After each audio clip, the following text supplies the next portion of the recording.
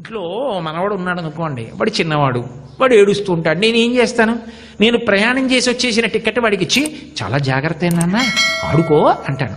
వాడు అటు తిప్పుతాడు, ఇటు తిప్పుతాడు, మన తిడతాడు, అలా చేస్తాడు, ఇలా చేస్తాడు. తాత ఏమార్చాడని తెలిసి చింపవదల పారేసి మళ్ళీ ఏడుస్తాడు. నేను ఓ వంకాయ పట్టుకెళ్ళి ఇస్తాను. కాసేపు అటు తిప్పుతాడు, ఇటు తిప్పుతాడు, నోట్లో పెట్టుకుంటాడు, చప్పరిస్తాడు, కింద పారేసి ఆఖరికి తాత ఏమార్చాడని మళ్ళీ ఏడుస్తాడు. పోన్లేను ఓ కత్తిరిస్తానా? ఇవ్వను. ఎందుకు ఇవ్వను? ప్రమాదం పిల్లాడికి. మనస్సుని లాలించడంలో మనిషి అలా లాలించాలి. ప్రమాదరహితమైన వస్తువు మనసుకి ఆలంబనంగా ఇవ్వాలి. ఇస్తే అది దాన్ని పట్టుకు తిరుగుతూ ఉంటుంది. ఇప్పుడు మంచి పుస్తకాలు, భగవన్నామం, దేవాలయం, గురువుగారు, సచ్చరిత్రలు, ఇటువంటివన్నీ ఆలంబనంగా ఇచ్చారనుకోండి, అది అదే పట్టుకుంటుంది. దాని అలవాటు ఏమైపోతుందంటే అదే గుర్తు తెచ్చుకోవడం అలవాటై ఆఖరణ కూడా అదే చెప్తుంది. ఆఖరి ఊపిరిలో, ఆఖరి కదలికలో అది చెప్తుంది. చెప్తే ఈశ్వరుడు ఏం చేస్తాడంటే, ఒకవేళ మళ్ళీ జన్మ ఇవ్వవలసి వస్తే వేదాంతాన్ని బాగా పట్టుకుని బాగా అనుష్ఠానం చేసి జన్మ పరంపర తగ్గిపోయి ఆయన యందు ఐక్యమైపోగలిగినటువంటి గొప్ప స్థితిని ఇస్తాడు. కంచికామకోటి పీఠాధిపత్యం వహించిన మహాస్వామి వారి దగ్గరికి, చంద్రశేఖరేంద్ర సరస్వతి స్వామి వారి దగ్గరికి ఒకప్పుడు తల్లిదండ్రులు పిచ్చి పిల్లాన్ని తీసుకెళ్ళి అన్నారు, అయ్యా వీడికి పిచ్చి తగ్గేటట్టుగా అనుగ్రహించండి అన్నారు.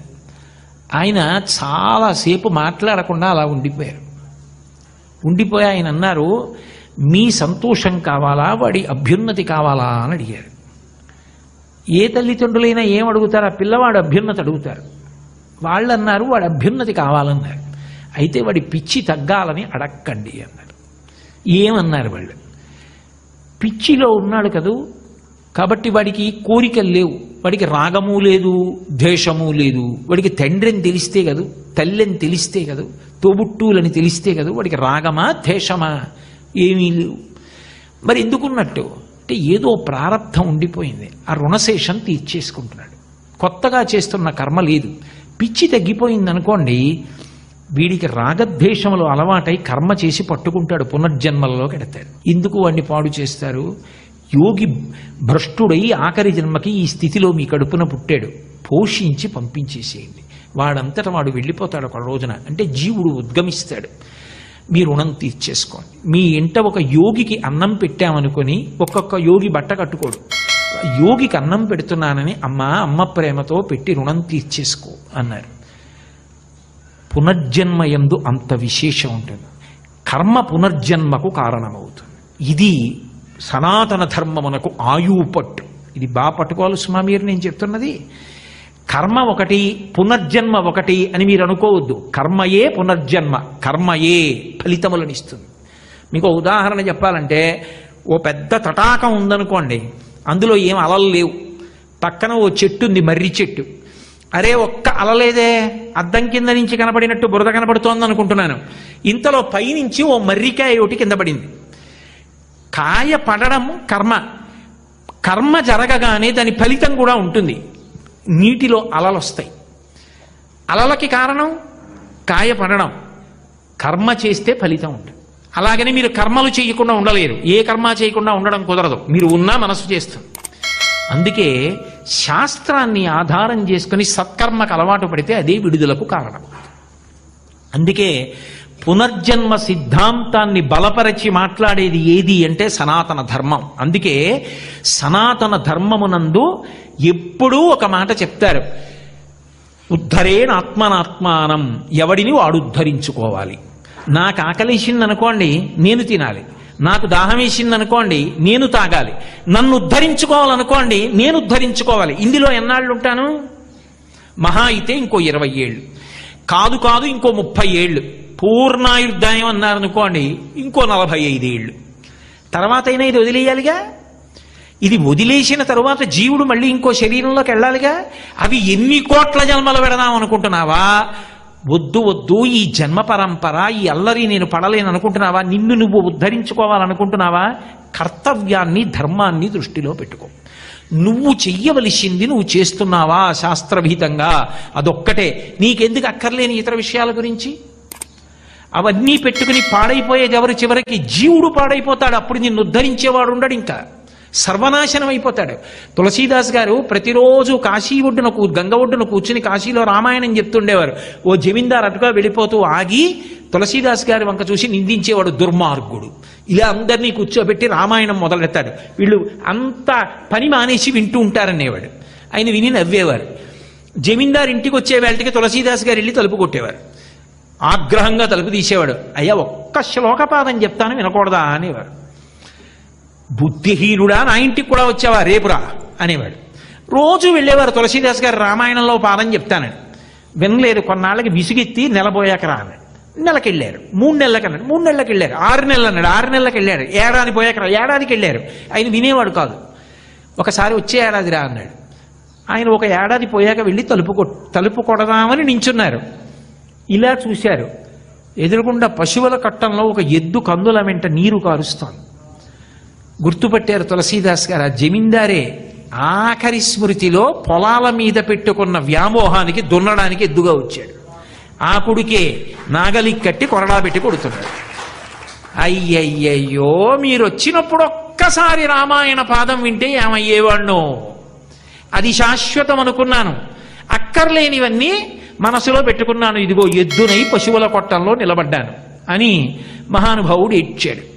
పునర్జన్మ సిద్ధాంతాన్ని బలపరిచి సిద్ధాంతీకరించి పరమ సత్యమని మాట్లాడుతుంది సనాతన ధర్మం.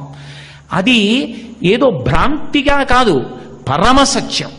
దీన్ని నిర్ధారించారు. ఎవరికి ఏ జన్మనిస్తారు అన్నది నిర్ధారించి చెప్తుంది. మీకు కావాలంటే మీరు భాస్కరాయల గారు లలితా సహస్రనామ స్తోత్రానికి చేసిన వ్యాఖ్యానంలో ధన్య అన్న నామానికి వ్యాఖ్యానం చదవండి. ద్వేషభావంతో వెళ్ళిపోయాడు అనుకోండి, లేకపోతే ఏదో డబ్బు గురించి, పొలాల గురించి, ఇంటి గురించి, ఐశ్వర్యం గురించి, అధికారం గురించి, తన అందం గురించి ఆలోచిస్తూ వెళ్ళిపోయిన వాడు చీకట్లో అన్నం తినేటటువంటి వాడై దేని మీద వ్యామోహం పెట్టుకున్నాడో దాని కింద బతుకుతాడు. అందుకే భోషాణం పెట్ల కింద చీకటిగా ఉంటుంది. దాని కింద తేళ్లు, జిర్రిలు చమాయింపుండి చేరుతాయి. అంటే ఇది ఏమైపోతుందో, ఇంత కష్టపడి సంపాదించాను, ప్రారంధం. దీని కొరకు ఏం చేస్తాడంటే దాని కింద కూర్చుంటాడు. శ్రీరామనవమి వచ్చింది, చందా ఇస్తారా అని ఎవరో వస్తారు. మా నాన్న పాపం ఏమీ చేసుకోలేదు, మా నాన్నగారు వెళ్ళిపోయిన ఏడాది ఏటి సూతకం, మా నాన్నగారి పేరు మీద అన్నదానం చేయండో 10,000 ఇస్తారని కొడుకు తాళం తీస్తుంటాడు. అయ్య బాబో, ఇంత కష్టపడి సంపాదించారు, శ్రీరామనవమికి 10,000 ఇచ్చేస్తున్నాడని కటకట బయటకు వచ్చి కొండెత్తుతాడు కొడదామని కొడుకుని. కొడుకు చూస్తాడు, చెప్పట్రా అని చెప్పి చెప్పెట్టి కొడతాడు. ఆఖరణ ప్రాణం పోయే ముందు చీ చీ చీ చీ సంపాదించి తేలునై వాడిని కొట్టబోయి వాడి చెప్పు చేత చచ్చిపోతున్నాడని చచ్చిపోతాడు. ఉత్తమ కర్మ ఉందా?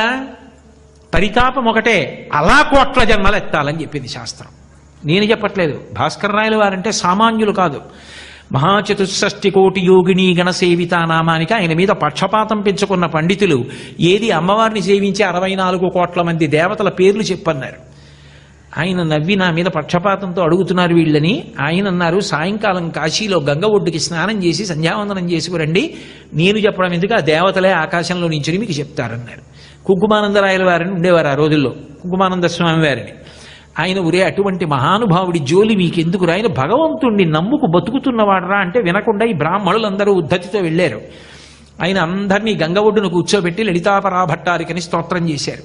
అమ్మవారు తన గణములను పరిచయం చేసుకోమని పంపించింది. ఇన్ని కోట్ల మంది ఆకాశంలో నిలబడి పేర్లు చెప్పి పరిచయం చేసుకుంటున్నారు. అప్పుడు కుంకుమానంద స్వామి వారు, ఎవరనుకుంటున్నావురా భాస్కర్ రాయల వారంటే అని గంగతో కళ్ళు తుడిచి చూపిస్తే భాస్కర్ రాయల వారిలో లలితాపరాదేవి కనపడింది. ఇప్పటికీ ఆయన శివలింగంలో వేసిన శ్రీచక్రం కాశీలో విశ్వనాథుడి దేవాలయంలోకి వెళ్ళి బయటికి వచ్చేస్తున్నటువంటి సందులో కుడి చేతి వైపు ఉంటుంది, నూతిలా ఉంటుంది ఆ లోతుగా. ఈ సంఘటన జరిగిన తర్వాతే భాస్కర్ రాయల వారు శ్రీచక్రంతో కూడుకున్న శివలింగ ప్రతిష్ఠ చేశారు కాశీలో. కాబట్టి చేసిన కర్మ ఉత్తినే పోదు. అందున కర్మ ఉత్తినే పోదు అంటే పుణ్యకర్మకి కూడా అన్నిటికీ ఫలితం ఒకలా ఉండదు. ఇది మీరు బాగా పట్టుకోవాలి. నేను చెప్తున్నమాట. బాగా డబ్బున్నవాడు ఒకడికి భోజనం పెట్టిన దానికి, తను తినడానికే ఉన్న భోజనంలో సగం వచ్చిన అతిథికి పెట్టేసిన వాడికి ఒకే ఫలితం ఉంటుందా? ఉండదు. అసలు భగవంతుడు ఎప్పుడైనా అనుగ్రహించాలని అనుకుంటే భగవంతుణ్ణి నమ్ముకుని బ్రతుకుతూ ఎన్నడూ ఒక్క అర్ధన ఆశించని మహానుభావుడు మీ ఇంటికి వచ్చి ఓ గుటక మంచినీళ్లు తాగి వెళ్ళిపోతాడు. ఒక మహానుభావుడు మీ ఇంటికి వచ్చి గడప దాటి లోపలికి వచ్చాడంటే ఈశ్వరానుగ్రహం కలగడం ప్రారంభమైందని గుర్తు.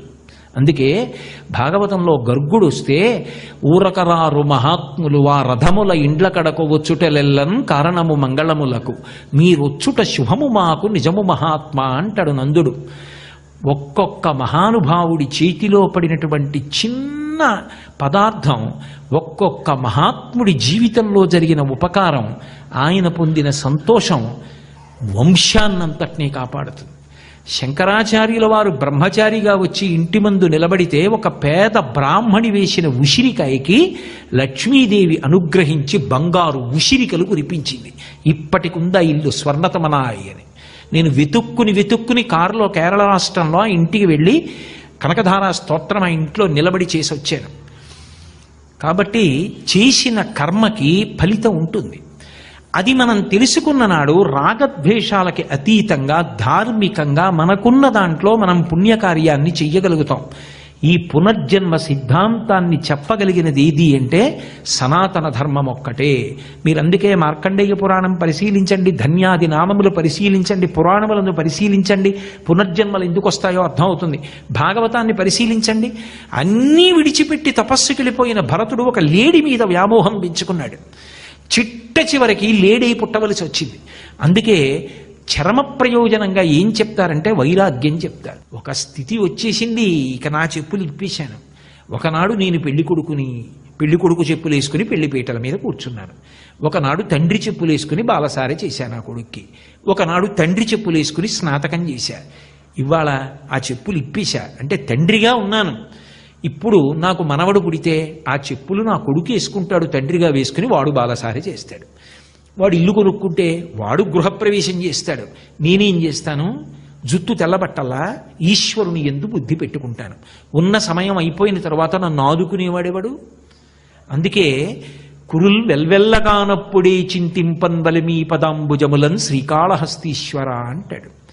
కాబట్టి వానప్రస్థము, వైరాగ్యము సంసారమునందు శాస్త్రం చోటిచ్చి కల్పించింది. లేకపోతే మనిషి పాడైపోతాడు, ఉత్తర జన్మలలో నశించిపోతాడని జీవుణ్ణి రక్షించుకో, నిన్ను నువ్వు కాపాడుకో. ఉద్ధరేణాత్మనాత్మానం. నువ్వు రాగద్వేషాలు పెట్టుకుని వెళ్ళిపోయిన తర్వాత నీ పేరు మీద ఎవరో ఏదో గోదానం చేసి నిన్ను ఉద్ధరిస్తారనుకోకు. ఇక్కడ ఉండగా నువ్వు పట్టుకున్న ధర్మమేదో అదే చిట్ట చివరికి నిన్ను కాపాడుతుంది. మీరు ఎన్ని కావ్యాలు చదవండి, ఎన్ని పురాణాలు చదవండి, ఎన్ని వేదాలు చదవండి, అన్నిటినీ పిండగలిగిన శక్తి మీకుంటే పిండేయండి. అందులోంచి రాలిపోయేవి రెండే అక్షరాలు. ఆ రెండక్షరాలే ధర్మం. ఆ ధర్మాన్ని ప్రబోధం చెయ్యడానికే ఇవన్నీ వచ్చాయి. అదే ఈశ్వరుని యొక్క అవతార ప్రయోజనం. అందుకే ప్రతిజ్ఞ చేసి చెప్పాడు, యదా యదా హి ధర్మస్య గ్లానిర్భవతి భారత. ఎప్పుడెప్పుడు ధర్మమునకు గ్లాని కలుగుతుందో అప్పుడప్పుడు అవతార స్వీకారం చేస్తానన్నాడు. కాబట్టి ఆ ధర్మము గురించి ఎప్పుడు మనిషి ప్రయత్నపూర్వకంగా ఆలోచించాలి. ధర్మాచరణమే మనిషిని చిట్ట చివరికి కాపాడుతుంది. తన ధర్మానికి ప్రతిబంధకంగా నిలబడుతున్నారు, తన ధర్మం పాడు చేసేస్తున్నారు అనుకుంటే నిర్మోహమాటంగా వారికి దూరంగా జరిగిపోవాలి తప్ప అంటకాగి సర్వనాశనం అయిపోవడానికి మాత్రం ఎన్నడూ ప్రయత్నించకూడదు. కాబట్టే ధర్మము ధర్మము ధర్మము పునర్జన్మ, వేదము, ప్రమాణము, ప్రమాణవాక్కులు, 5 ప్రమాణములు, ఇవన్నీ సనాతన ధర్మం యొక్క అద్భుతమైనటువంటి ప్రతిపాదనలు. సనాతన ధర్మమునందు పరమాద్భుతమైనటువంటి విశేషం ఒకటి. శృతి అంటుంది అజాయమానో బహుధా విజాయతే అంటుంది. అసలు ఆయనకు రూపం పుచ్చుకోవలసిన అవసరం లేదు. ఎందుకని? అంతర్బహిశ్చ తత్సర్వం వ్యాప్య నారాయణ స్థితః. లోపల బయట కనపడే దాంట్లో, వినపడే దాంట్లో, చూసే దాంట్లో అంతటా ఆయన తప్ప వేరొకటి లేదు. ఆయనే ఉన్నాడు. ఆయనే ఉంటే మరి ఎందుకు కనపడ్డావు? నెయ్యి ఎక్కడుంది? పాలల్లోనే ఉంది. మరి ఎందుకు కనపడదు? పాలలోనే ఉన్న నెయ్యి మీకు కనపడాలంటే పాలు తీసుకురావాలి, పొంగిపోకుండా జాగ్రత్తగా కాయాలి, ఎర్రటి తట్టు కట్టాలి, చల్లారబెట్టాలి, కాస్త పెరుగు తేవాలి, తోడు పెట్టాలి, మర్నాడు పెరుగవ్వాలి, కవ్వం దింపాలి, చల్ల చిలకాలి, మజ్జిగ ఏర్పడాలి, మజ్జిగలోంచి వెన్నముద్ద పైకి రావాలి, ఇక తర్వాత చిలికితే వెన్న కరిగిపోతుంది, పైకి తేలిన వెన్నముద్ద పైకి తీసి గిన్నెలో పెట్టి చక్కగా సన్నని సెగ మీద కాలిస్తే కమ్మని వాసనతోటి ఆ నెయ్యి తయారవుతుంది. ఇప్పుడు ఆ నెయ్యి ఎక్కడి నుంచి వచ్చింది? పాలలోంచే వచ్చింది. మరి పాలల్లో కనపడిందా? కనబడదు. పాలలో ఉన్న నెయ్యి నువ్వు పరిశ్రమ చేస్తే కనపడినట్టు విశ్వమునందున్న విశ్వనాథుడు, లోకమునకున్న లోకేశ్వరుడు నీ సాధన చేత కనపడతాడు. అది ఎవరికి కనబడ్డాడు? భక్తుడైన వాడికి కనబడ్డాడు. ఎవడు భక్తుడు? వాడు పరిశ్రమించాడు, తాపత్రయపడి ఆయనతో అనుబంధం ఏర్పరుచుకున్నాడు. ఒక ప్రేమ భావనకు భక్తి అని పేరు. ఏమిటి ఆ ప్రేమ అంటే? జపో జల్ప శిల్పం సకలమపి ముద్రా విరచన గతి ప్రాదక్షిణ్యా క్రమణవశనా జాహుతి విధి ప్రణామ సంవేశత్వకమఖిలమాత్మాత్మణ దృశ సపర్యాపర్యాయస్తవ భవతు ఎన్మే విలసితం అంటారు శంకరుల సౌందర్యలహరిలో. నేను మాట్లాడుతున్నాను అనుకోండి, అమ్మా నువ్వు ఇచ్చిన ఆలోచన, అమ్మా నువ్వు ఇచ్చిన ఊపిరి, అమ్మా నువ్వు ఇచ్చిన వాక్కు తల్లి నువ్వు పలికించావు అన్న నా భావన భక్తి తప్ప ఇంటి దగ్గర గదిలో కూర్చుని చేసిన పావుగంట పూజ కాదు. నిరంతరం అమ్మా నాకు వాక్కులు ఇచ్చిన దానివి నువ్వు, నా ఆలోచన నువ్వు. యాదేవి సర్వభూతేషు బుద్ధిరూపేణ సంస్థిత నమస్తస్యై నమస్తస్యై నమస్తస్యై నమో నమః. అమ్మా కాసేపు ఆగితే ఈ శరీరం నీరసపడుతుందని ఆకలి రూపంలో వచ్చిన దానివి నువ్వు. యాదేవి సర్వభూతేషు క్షుధారూపేణ సంస్థిత నమస్తస్యై నమస్తస్యై నమస్తస్యై నమో నమః. కాసేపాకి నిద్రపడితే అమ్మా నిద్రనిచ్చిన దానివి నువ్వు. యాదేవి సర్వభూతేషు నిద్రారూపేణ సంస్థిత నమస్తస్యై నమస్తస్యై నమస్తస్యై నమో నమః. ఇప్పుడు అసలు ఆ అమ్మవారితో అనుసంధానం లేనిది ఎప్పుడూ ఆవిడితో అనుసంధానమే. ఆ భక్తి, ఆ మధుర భావనుందే, అటువంటి వాడు ఒకనాడు కోరుకుంటాడు, స్వామి నిన్ను ఇలా చూడాలనుందయా అంటాడు. మనకి భగవద్భక్తి కలిగిన వాడెవరున్నాడో వాడి కోరికని కాదనలేక ఈశ్వరుడు వశపడిపోతాడు. ఇది సనాతన ధర్మమునందున్నటువంటి ఒక పరమాద్భుతమైన విశేషం. సర్వ జగత్తుకి నియామకుడు ఆయన ఎవరి మాట వినక్కర్లేదు. కానీ పరమ భాగవతోత్తముడైనటువంటి వాడు నువ్విలా చెయ్యి అంటే కాదనలేక వాడి మాటకి నేను వశపడిపోతాను, వాడి భక్తి అటువంటిదని వాడి కోసం లొంగిపోతాడు. అందుకు వస్తుంది అవతారం. అందుకు చెప్పుకున్నాడు పరిత్రాణాయ సాధూనాం వినాశాయ చ దుష్కృతాం అన్నాడు. ఆ భాగవతోత్తముల కోసం లొంగిపోతానన్నాడు. నిజంగా చెప్పాలంటే నరసింహావతారం ఎందుకు వచ్చిందండి? హిరణ్యకశిపుణ్ణి చెప్పడానికి వచ్చిందంటే తప్పు. అందుకు రాలేదు. అందుకు రావాలంటే ఆయన ఇష్టం వచ్చినప్పుడు వస్తాడు. పరమభక్తుడైనటువంటి ప్రహ్లాదుడి మాట నిజం చేయడానికి వచ్చింది. ఎందుకనంటే హిరణ్యకశిపుడు నించోపెట్టి అడిగాడు, రే విష్ణు ఉన్నాడు ఉన్నాడు ఉన్నాడని నువ్వు అంటున్నావు, లేడని నేనంటున్నా. హరి సర్వాకృతులంకలండనచు ప్రహ్లాదుండు భాషింప ఎందును లేడనుచు దైత్యుండు తర్జింప. ఎక్కడా లేడని నేను అంటున్నాను. ఏది ఉన్నాడని నువ్వు అంటున్నావు కదా, అంతటా ఉన్నాడంటున్నావు కదా, నేను ఎక్కడ చెప్తే అక్కడి నుంచి వస్తాడా? ప్రహ్లాదుడు అన్నాడు, ఉన్నాడు, నువ్వు ఎక్కడ నీ చూపుడు వేలిలా తిప్పింది నిలబెడితే అక్కడి నుంచి వస్తాడు అన్నాడు. హరి సర్వాకృతులంకలండనుచు ప్రహ్లాదుండు భాషింప ఎందును లేడనుచు దైత్యుండు తర్జింప. శ్రీనరసింహకృతి దల్చనచ్యుతుడు నానాజంగమ స్థావరోత్కర గర్భంబులాంది దేశముల దుద్దండ ప్రభావంబునన్. ఏమో ఎక్కడాగుతుందో చూపుడు వేలు, ఇలా స్తంభంలో ఆపుతాడో, పండులో ఆపుతాడో, బలలో ఆపుతాడో, కుర్చీలో ఆపుతాడో, పంచెలో ఆపుతాడో, ఎవరికి తెలుసు? ఎక్కడ ఆపితే అక్కడి నుంచి రావాలి. ఎందుకు రావాలి అంటే ఇందుగలడు అందులేడని సందేహము వలదు చక్రి సర్వోపగతుండెందెందు వెతకి చూచిన అందందే గలడు తానవగ్రని వింటే. భక్తుడి మాట నిజం చెయ్యాలి, లేకపోతే ప్రహ్లాదుడు ఏమైపోతాడు? తన భక్తుడి మాట నిజం చెయ్యడానికి బ్రహ్మాండం అంతా ఒక పెద్ద నరసింహం అయిపోయింది.